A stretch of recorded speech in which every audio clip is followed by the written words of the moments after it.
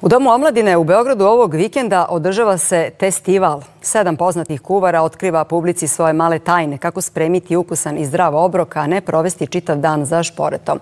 Glavna zvezda festivala je burek.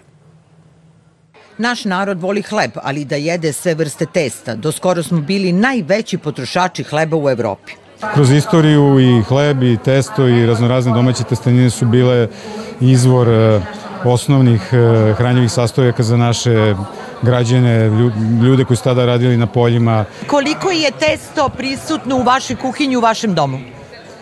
Pa dovoljno, možda neki put i previše. Sve vrste slatko, slano, pite, bilo koje posne, mrsne, zavisi od doba godine. Novo vreme donelo i novi burek koji više ne mora da bude mastan, nezdrav, kaloričan. Sprema se od bezglutenske vrste brašna, heldinog, speltinog prosa. I ono što je najbitnije, nemate onih problema koje pretpostavljam da većina ljudi ima kada pojede burek, posle toga mora da se pije i soda bikarbona i sve ostalo. Ovde apsolutno nemate tih problema i ono što je možda problem je što možete mnogo ovoga da pojedete.